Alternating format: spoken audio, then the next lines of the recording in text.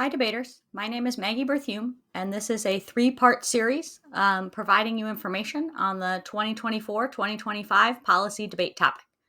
This is part one, which is a background on intellectual property.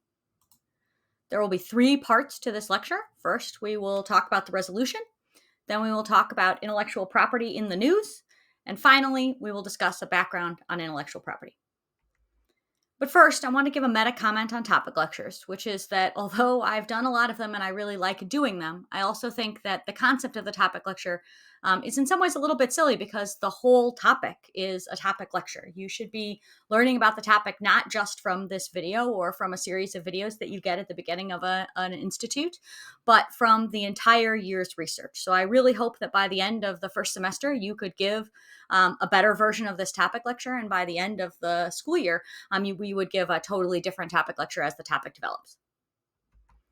So this is the 2024-2025 policy debate resolution. The United States federal government should significantly strengthen its protection of domestic intellectual property rights in copyrights, patents, and/or trademarks. What that means is that all debates on the 2024-2025 topic that are attempting to be about the topic will be about intellectual property rights and strengthening them in those three specific areas, copyrights, patents, and our trademarks. And we will talk about what that means over this video and the subsequent videos. But first, let's look at what we're going to be looking at. This is a little brief intellectual property in the news. The first one, which you may have heard about, is college athletes doing NIL rights, name, image, and likeness rights. College athletes used to not be able to be paid for their use in other areas. So colleges could use their name and image, and they were not allowed to use their own name and image, or they were allowed to use it, but they were not allowed to sell it. And it also meant that things like video games could use a college athlete's name or image or their statistics without compensating them, that college athletes, by being considered amateurs, were not allowed to benefit from the intellectual property, frankly, of their own self. And that has changed over about the last year and a half. So now college athletes can get benefits and earn money for their name, image, and likeness. You may have seen a billboard with a college athlete on it or a commercial with a college athlete on it. Maybe you've seen the Caitlin Clark sneakers. Those are all examples of things that are use of a person's intellectual property that were not happening even just a few years ago. Another example, you might have heard of the controversy with Scarlett Johansson and OpenAI. Basically, what happened is that ChatGPT approached Scarlett Johansson and asking her if she was willing to be the voice of its new voiced AI bot. It's chatbot. Scarlett Johansson was in a movie, the movie Her, where she played a chatbot. And the OpenAI approached her about being the voice of its new chatbot. She declined, and then a few months later, the chatbot came out, and it sounds a lot like Scarlett Johansson. She says her family and friends cannot tell that it is not her, so she has sued them, saying that they used her voice without her permission, whether they used clips of her voice or whether they had the AI itself replicate her voice. OpenAI has responded and say, no, we hired someone else. Just because it sounds a little bit like you doesn't mean it's exactly you. And my guess is that this will be winding its way through the courts for quite a while. But if you do use that voice in if you use the ChatGPT and you use their voice bot, you can assess for yourself whether you think it sounds just like Scarlett Johansson. Another example where intellectual property rights come about is in our relationship with other countries. Typically, China and the United States have disagreements about intellectual property. In the past, the United States has accused China of violating intellectual property rights on a regular basis. Now, China has become more protective of intellectual property rights. So this is an article from just a little bit ago, a couple weeks ago, from the Center for Strategic International Studies, talking about how intellectual property rights have changed the U.S.-China relationship and how that is evolving. The final example is about biopiracy, the idea that companies can come in and patent cures or medicines or treatments that have been typically indigenous knowledge. It's been knowledge in an area for a long time, and then a company will come along and patent it, and maybe even sell people their own groups or their own their own histories cures. And so there is now a new international treaty that's looking into the question of, how the country should deal with the question of biopiracy. So That's what it was like. Those are some things that we'll be seeing in the news. Those are some things that you might encounter as you just sort of Google around on intellectual property. But let's spend a little bit of time to figure out what intellectual property is. So we're going to start with what is property. And property is an exclusive right granted by the state. And it is means that you can use something and you can generally prohibit someone else from using those things. There are sort of two types of property. One is real property. That's a physical item. That's your land, a car, a house, your iPhone. And that is a physical item. Intellectual property is a creation of the mind. So it's the song you wrote this morning. It's the tweet you composed. It's the picture you took. It's the TikTok video that you created. Those are all creations of the mind rather than physical items. If you've ever taken an economics class, you may have seen this chart about property, but the idea is that there are different kinds of property, excludable and non-excludable, and rival and non-rival.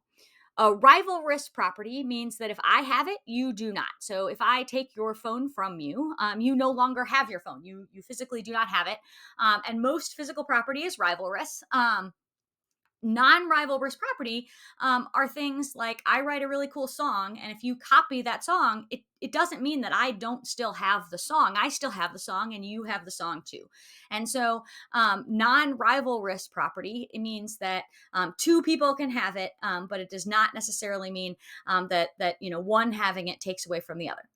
The other two types of property in this category are excludable and non-excludable. Excludable property means how easy is it, and this is sort of a gradation rather than a yes/no question, but how easy is it to prevent someone else from having access to the thing? Non-excludable items, it is difficult or impossible to prevent someone else from having access. Excludable items, it is very easy to prevent someone else from having access. So a rival excludable type of property is something like they're known as private goods. It's your house, your car, your phone. Obviously, someone could steal those things, but it is generally relatively easy to prevent someone else having access to those things. An excludable non-rival type of thing are often called club goods. It's things like cable TV or satellite radio or a private park. You have to pay a fee in order to participate. The fact that I have cable TV doesn't mean you don't have cable TV, but we're both paying the fee to the cable company. And other people who did not pay that fee are excluded. Non-excludable rival goods are also known as common goods, and that's things like mines or fish stocks or timber. It's really hard to prevent someone else from getting access to a fish, or getting access to a tree. But the person who fishes that fish, is the only one who has that fish. And then finally, non-rival, non-excludable goods are public goods. So it's things like the air. I can't prevent you from breathing the air. You can't really prevent me from breathing the air. National defense. You can't have a situation where, one person is excluded from national defense. And streetlights are another example. It is impossible to exclude someone else from getting the, light benefit from the streetlight. And the fact that I get a benefit from the streetlight does not mean you can't also get a benefit from the streetlight. Intellectual property would start in this category. The fact that, I wrote a poem and I wanted to read that poem, you can then have that poem. I can't really prevent you from having that poem.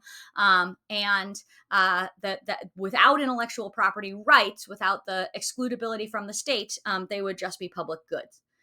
But the concept of intellectual property rights comes in, and that's where someone is able to move something from a public good to a club good, which means that, if I wrote that poem and you then copied that poem and started using it, I would enforce my intellectual property rights over that poem in order to prevent you from being able to distribute it. It's still non-rival. I would still have it even if you have it, but I would be demonstrating the ability to prevent someone else from using it. So an intellectual property right is a negative right created by the state to exclude others from using an item created by a person or a group, and the owner must grant permission. Where does intellectual property law come from? It's really old. It comes from Article 1, Section 8 of the U.S. Constitution, which says the Congress shall have power to promote the progress of science and useful arts by securing for limited times to authors and inventors the exclusive right to their respective writings and discoveries. There's a lot there, and we'll break down some of these phrases over the rest of this series. But some things to notice here: the power was granted to the Congress, not to other branches of the government. that they put the purpose right there in Article 1, Section 8, which is that the purpose is to promote progress of science and useful arts. By useful arts, it means things like books and music. Now it means things like movies, things like software. But the idea is that in order to promote progress or innovation, they are granting a limited amount of time for authors and inventors to have the exclusive right to their things. So it says, you get access to your thing. No one else can have access to your thing unless you offer them access, but it is for a limited amount of time. And the goal there is to promote innovation. So why did the Constitution do that? Well, there is fundamentally a balance between encouraging and rewarding inventors and creators and preventing monopolies.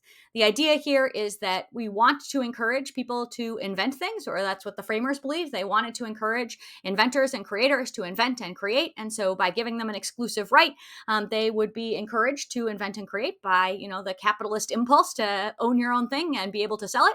On the flip side, they also wanted to prevent monopolies. And so if there was, an infinite amount of time that you were granted the right to your thing, then, whoever discovered a thing or created a thing would have that forever. And so the limited amount of time is to prevent monopolies.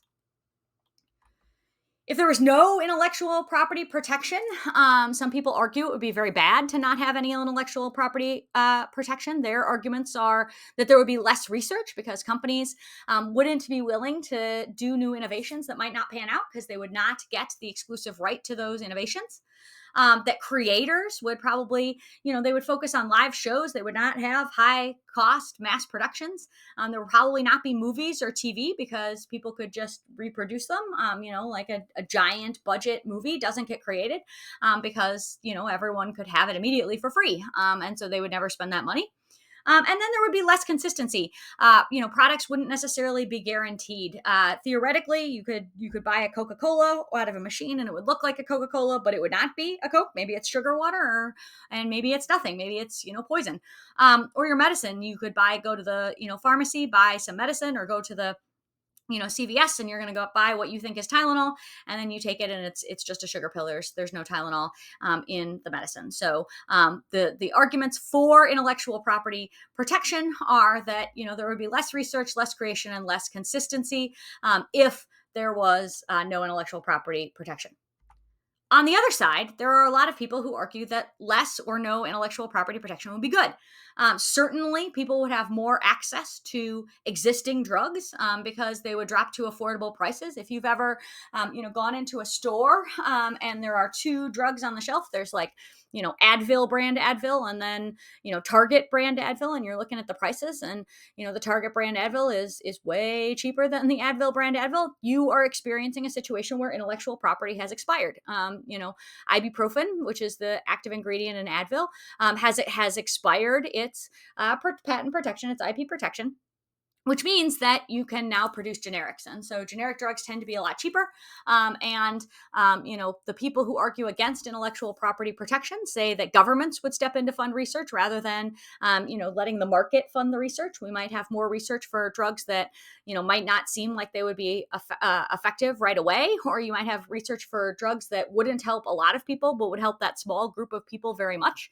There are certainly people that argue that our current system of drug production rewards big blockbuster drugs for less important diseases, whereas the diseases that only affect a few people but might be life-saving tend to be neglected.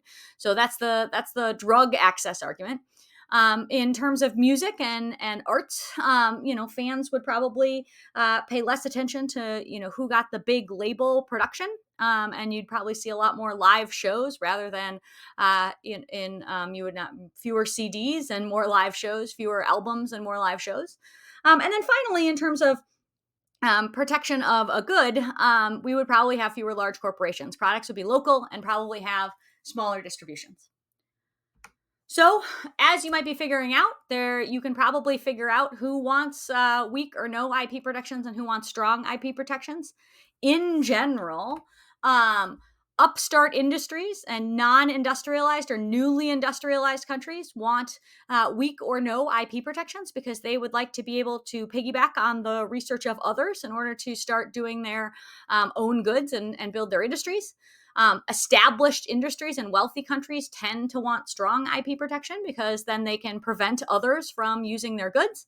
And inventors, creators, and artists tend to, sometimes want strong IP or sometimes want weak IP. When they're inventing and creating, they tend to want weak IP. Once they have invented and created, then they want strong IP over their product.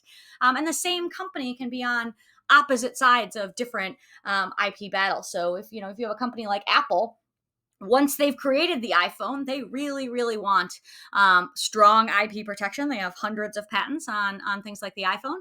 But also, there are times where they argue for less patent protection. If you remember, before Christmas of last year, Apple had to stop selling the Apple Watch briefly because they lost a patent case with the company who came up with the idea of the heart monitor in a wearable. And so at that moment, Apple was arguing really strongly for weak IP protection in that particular area. And so it just sort of depends on where a company or industry or creator is at that moment, whether they want strong or weak IP. Briefly, we're going to go over the types of intellectual property. The three major types of intellectual property, and we will talk about these in detail in the next part of the lecture, is patents, trademark, and copyright. Those are the three biggies that are in the resolution. And then trade secrets, which is not in the resolution, but is also sort of a major type of intellectual property right, based on the idea of just keeping your information secret from other companies. The patents and copyright and trademarks all sort of depend to various degrees on disclosing the thing that you want to protect. Trade secrets are the opposite. They are about non-disclosing of things. So if you ever heard about Coca-Cola and the vault with the Coca-Cola recipe in it, that is a trade secret rather than a trademark or a copyright or a patent. So that one is not part of the aft part of the resolution, but may be debated by the negative. I look forward to seeing you in the second and third parts of this video. In the meantime, thanks for watching.